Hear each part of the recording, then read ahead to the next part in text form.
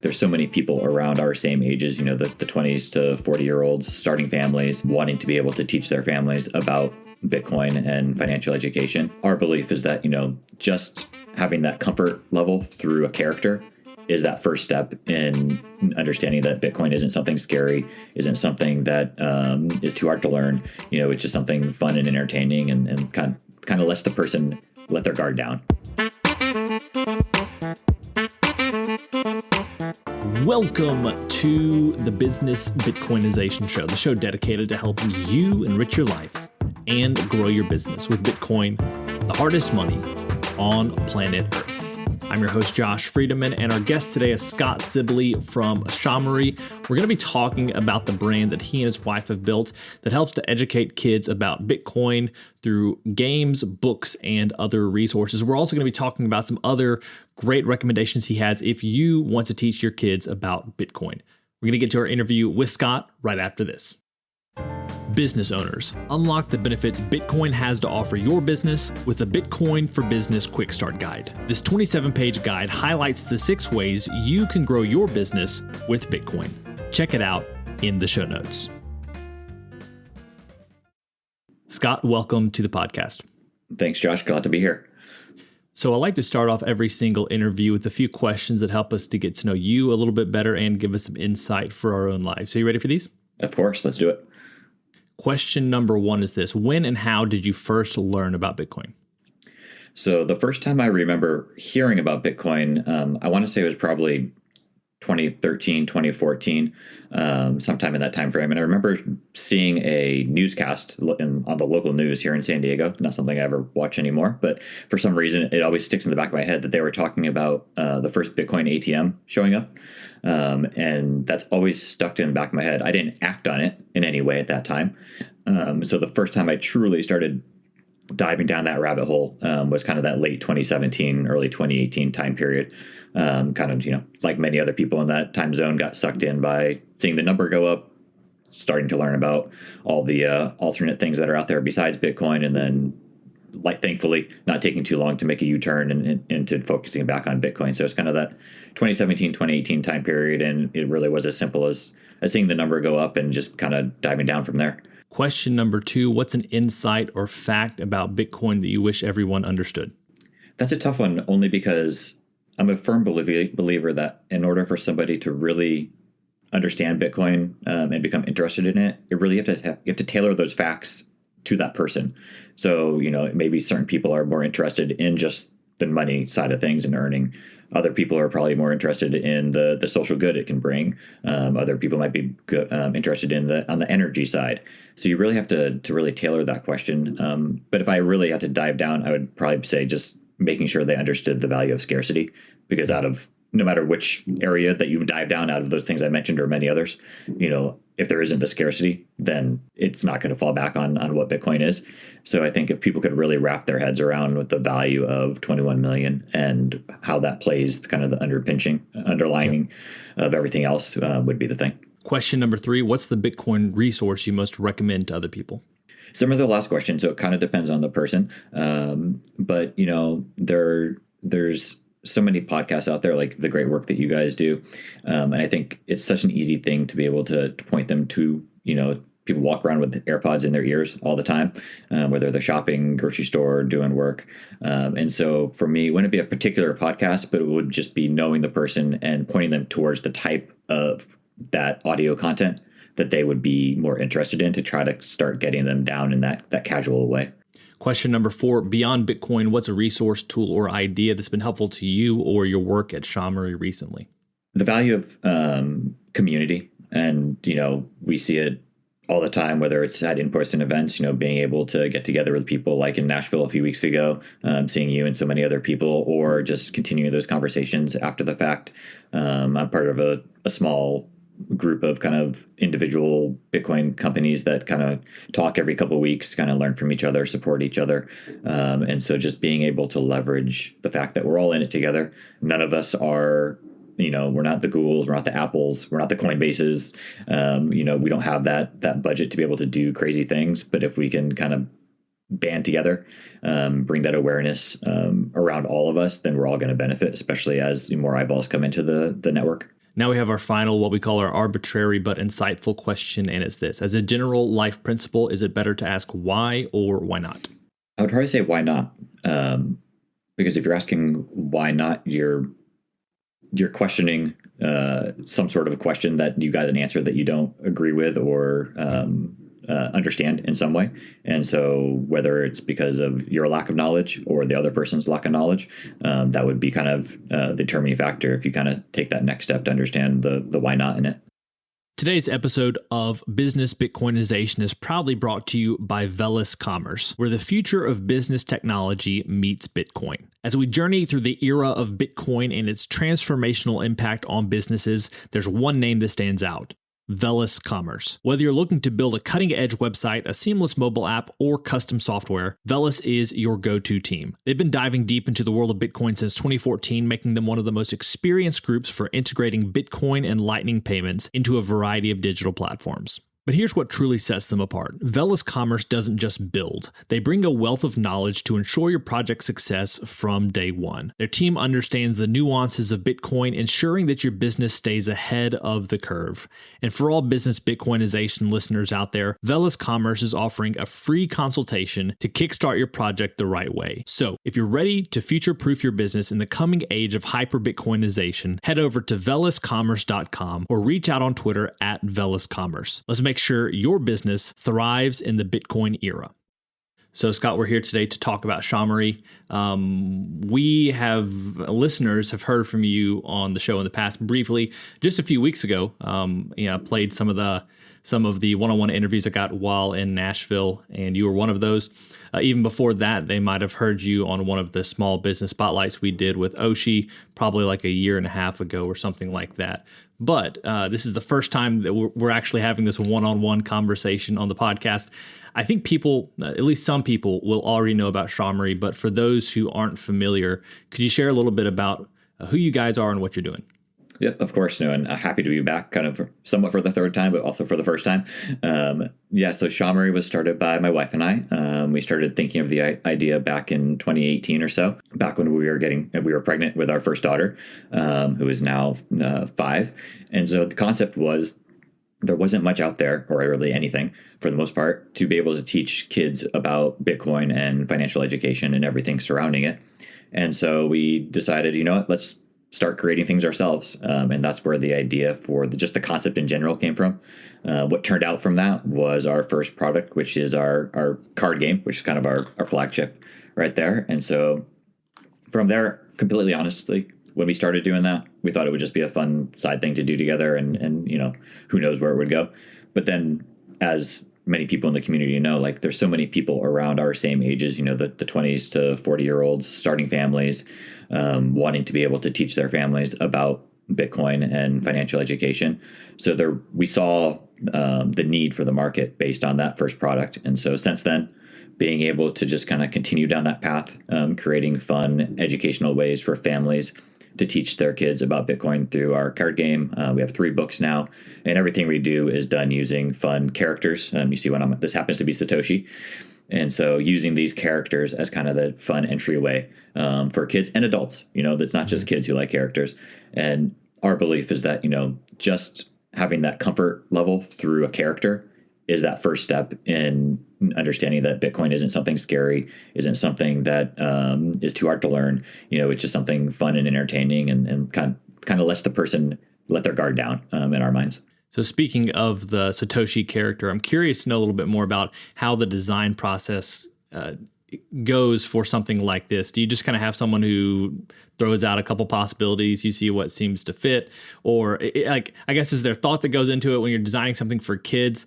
Usually there's a lot more thought than people think going into the creation of books and games and things like that. But for the characters in particular, is there anything behind that, or is it just, hey, let's create something that looks kind of interesting and fun for kids to play with? It's funny. So when we started creating the game, as I know from playing it, so each of the cards has one of the characters on it, and that's a key component in the matching that goes on.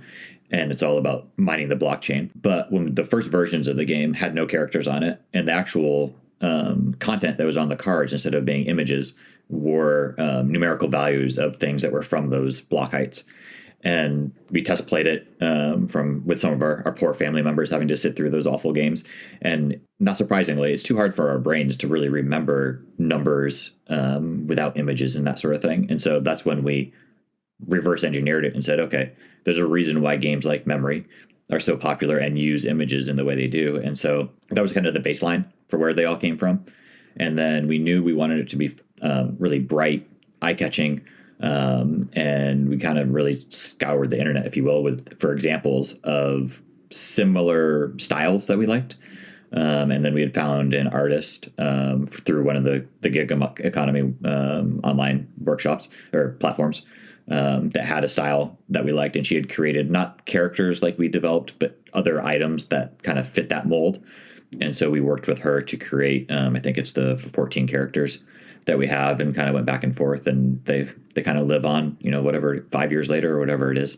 Crazy to say. I guess one of the other things about the game in particular is that I forget the exact terminology, so correct me if I'm wrong, but STEM certified or something like that. What does that mean? And maybe what are like the implications for going beyond a Bitcoiner crowd to introducing this as a interesting STEM-focused educational game for students, kids, etc.? Yeah, so STEM, for those that don't know, stands for Science, Technology, Engineering, and Math. You might also hear the acronym STEAM, which throws an A in there for arts. In either case, they're very similar, but it's a concept for kind of the traditional education curriculum, particularly here in the States, but worldwide, where let's say you're a teacher in a public school system or a homeschooling parent, whatever it may be, and you need to map the curriculum you're using to different standards that are out there, some of those landing in the science, technology, engineering, math fields. And so both our game and all three of our books have all been certified to be able to say, hey, if you're using this in your classroom, if you're using this with your students, your homeschool academy, your after-school program, whatever it may be, there's a way for you to map this back to the learning that's going on.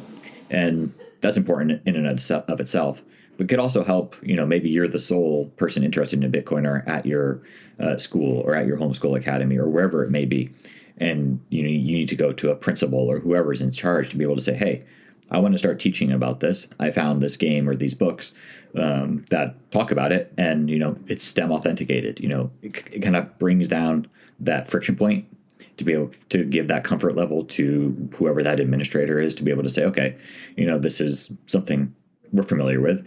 We know the organization that certifies things. So, okay, let's see where you can take it. And so that was the main purpose around going through that process. And then kind of following up with that, what is the market like? If you're looking to reach non-Bitcoiners, is there interest there? Obviously, you said like the STEM authenticated element helps you get your foot in the door, but it still seems like it's a very Bitcoin focused thing. I know a lot of Bitcoin focused products or businesses struggle with that. Like how do we, obviously we can reach Bitcoiners with the educational piece for their kids, but then how do you kind of step beyond that? What's that been like so far? Or have you just said, hey, we're going to primarily stay in our lane with Bitcoiners, and then if there's a chance, just open up the conversations elsewhere? Yeah, more the latter. Just like you said, it's still so early, especially in those education settings. Being able to penetrate anything into the traditional education system is tough, let alone a concept like Bitcoin. And so we have had people come and ask us questions, so we know it's out there. We have orders that have come from schools, which is always cool to see. But, for our purpose, we just don't have the bandwidth to be able to really go down and kind of, do the hard work and, get into those schools ourselves. But we look at it as a way to be ready for when that time happens, and then being able to, support as that does. Fortunately, it seems like there's quite a bit of interest in the Bitcoin ecosystem, because at the conference I had a hard time finding a chance to actually talk with you, because people were constantly coming up and having conversations and buying things. Maybe then, could you share with us a little bit more about some of your additional products? You have the game next to you. Maybe you have some of the books as well, but just kind of give people a brief overview of what you have to offer, especially, as we're still a few months out, but people are already thinking probably about Christmas gifts and things like that. What are some of the things that you might recommend to parents, aunts, uncles, grandparents, whoever else might be listening right now? No, of course. So we've got everything from, like you said, we got our game. So that's good for ages 4 or 5 on up through adults. If you really want to spice it up, we do have drinking game instructions on the website. So it can be for that after bedtime time for the adults too. And then on the book side of things, so our first 2 books are more for that infant toddler audience, which is Goodnight Bitcoin. So I'm sure you're familiar with Goodnight Moon, Goodnight Gorilla, Goodnight Baseball. And so it plays along that lines. And this one really tells the story of Satoshi and how creating Bitcoin for the first time. And then the second book that we authored is If You Give a Monster a Bitcoin, so similar to If You Give a Mouse a Cookie, also for that infant toddler age range. And that one really tells the story of what Bitcoin, the good that it can do in the world. So those were our first 2. And then our latest book, which was just released over the summer, is our first one that actually wasn't authored by myself and my wife. It was authored by Tomer Strolight, who those in the Bitcoin community might know. So he had written this book a few years ago, actually, and never had the bandwidth to publish it himself. And so he approached us to be able to publish it under the Shamri brand.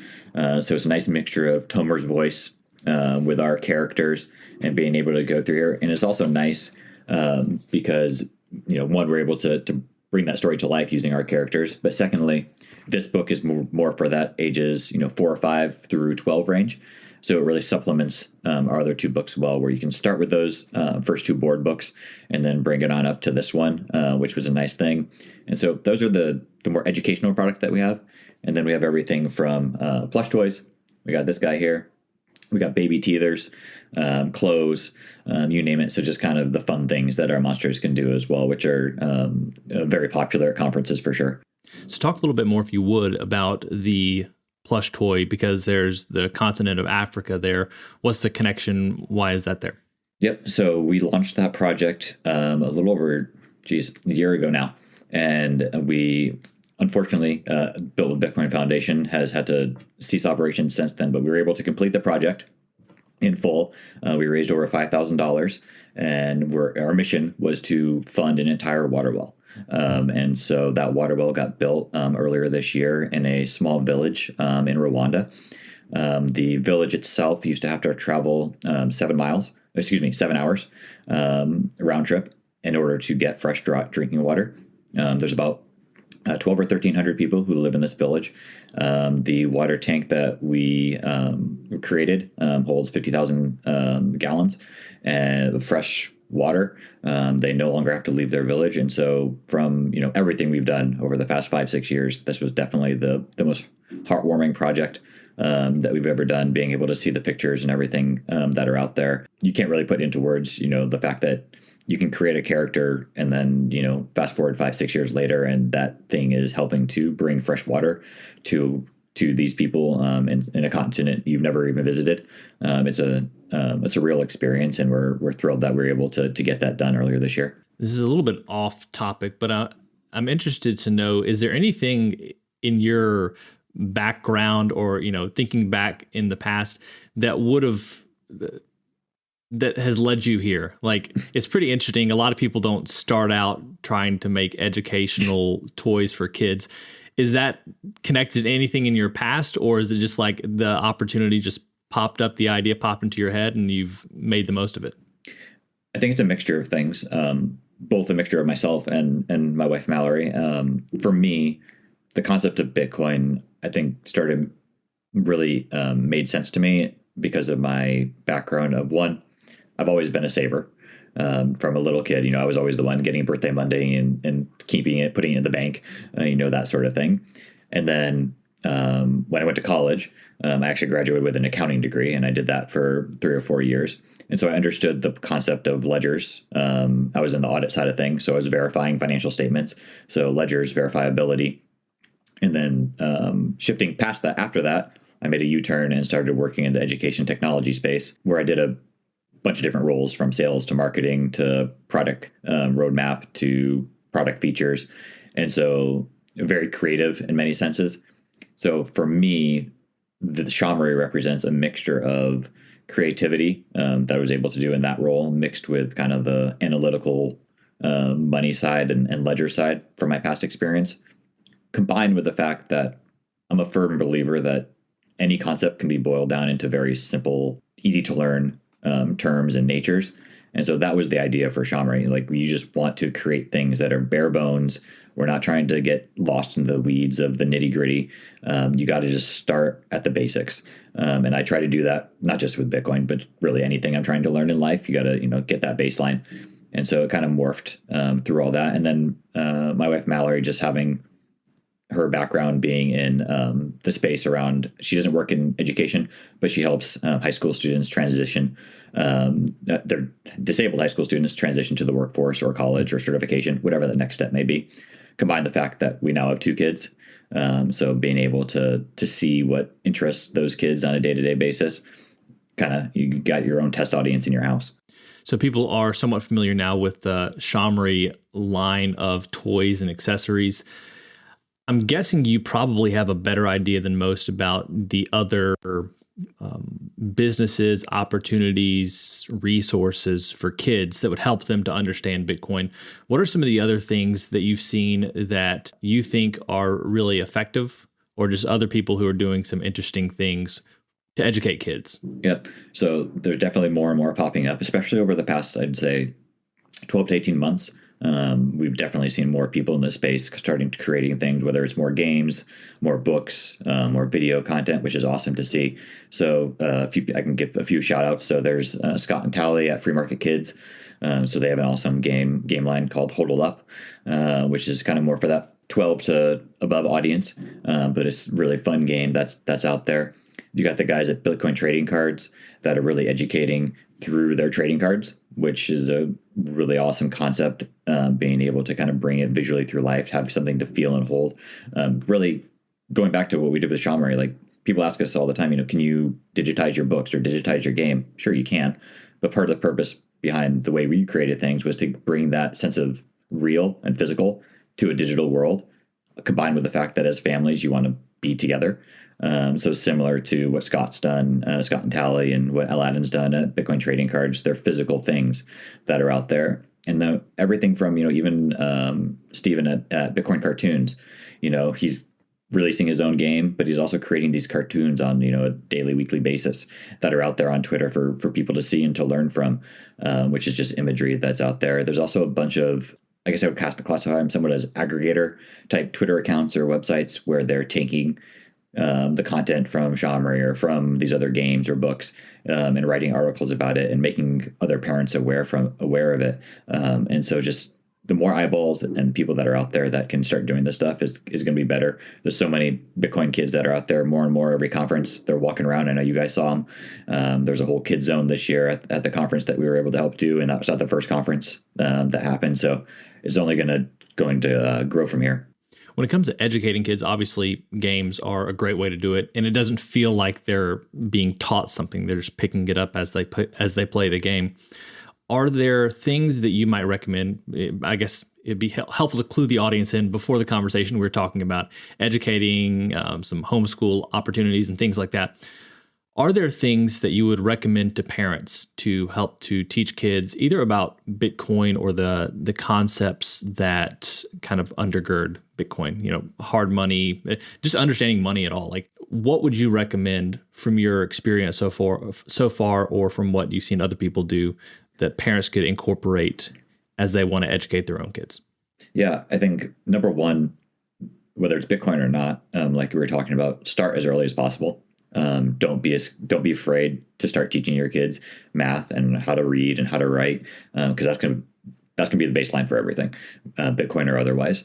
And then from there, the thing that I guess we're kind of in a unique situation, given that we are creating something in the Bitcoin space. So our daughters, one is 5 and the other was 7 months, so she doesn't have an idea yet. But our 5-year-old, she's been going to conferences with us for the past year and a half. She sells bracelets, necklaces, and keychains at our booth for donation. She has people scan her Bitcoin wallet. She understands, that's hers. She sees, she can see the things splash on the screen that is going there. And I think in her case, the biggest thing that has helped her is, one, feeling like she's involved in everything. And like I said, that's a unique thing to us. So you may not be creating something in Bitcoin, but secondarily, things you can do is, if you're doing allowance with your kids, Ask them if they want all or part of it in Bitcoin. Set them up with a wallet. It could be a Lightning wallet that's custodial. It doesn't have to be anything fancy. Just start sending them sats, or let them do a test transaction. Be like, oh yeah, scan this here, press this button. Let them see and feel it, because quite honestly, they're going to be the ones that are native to all this. They're not going to have to unlearn everything that a 30, 40, 50, 60, 70-year-old is having to unlearn today. They're going to find it wild that you'd have to wait 2 to 5 days for your money to actually show up somewhere when you're sending it through a bank. And so just start young, let them play around with it. Obviously our products are a great way, and there's so many other games and books, trading cards, whatever it may be, but get it integrated, talk about it in a fun concept. Don't make it scary, and see where it goes. Perfect. Well, what else is there for Shamri in the future? I know you've recently come out with another book. It takes time to create new offerings. Do you guys have a vision for where you want to take things that you can share? I know obviously at some point development is going to be kind of behind closed doors, but what's next? How do you see the future for Shamri? Yeah. So like you said, the last book just came out about a month or two ago, and that does take a lot of work. So I don't know exactly what the next product will be, but our mission will all be to just kind of continue expanding the line in various ways. I think we'll probably try to start closing, once again, kind of that gap. Now that you might sense a theme here, we're kind of growing with our kids. So the younger one, we got stuff to tailor to her since that was already created the first time around. But now that Charlotte's getting older, being able to kind of use her as a tester for new things, whether it's books or games or other products that are out there. And, I don't know what that will be just yet, completely honest, just because we haven't taken that step yet. But we'll keep finding new fun ways for kids and families to learn together. Well, any final thoughts before we finish up the episode, as well as places that people can go if they want to explore more of what you have to offer? No, so obviously our website, shamri.com. You can find everything there. We're most active on social media on Twitter or X, so that's @PlayShamri. But that's that same handle on all the other mediums, so whether it's Instagram, Facebook, LinkedIn, YouTube. And so find us there. Our DMs are open, so we're always looking for feedback, questions, communications. You'll get a hold of us in one way or another. So we're out there, and we look forward to seeing people at different events, conferences, whether it's here in the States or being able to send our product around the world. Great. Well, Scott, thank you so much for your time today. It's been a pleasure. Thanks, Josh. Well, friends, it's a wrap. Thanks so much for listening to this episode of the Business Bitcoinization Show. If you want to reach out to either me or Scott, you can find those links down in the show notes. And next time you're looking to buy a gift for a kid in your life, remember Shamri. As always, keep building, keep growing, and until next time, keep living and leading well.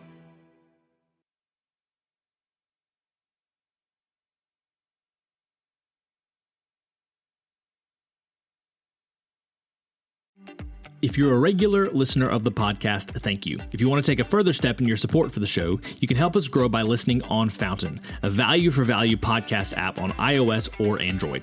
If you hear something you like that you disagree with or anything else, you can share it by sending some sats and adding a comment with your thoughts. Some of you have already done this, and I appreciate it. I'm going to begin reading your boosts on upcoming episodes, so if you have some insight or value to add, let the people know. Getting started with Fountain is easy. You can add Bitcoin to your Fountain wallet by using your fiat accounts or any Lightning wallet. And one of my favorite features is that once you're using the app, you can earn sats just by listening on Fountain. Check out the link in the show notes to get started with Fountain today.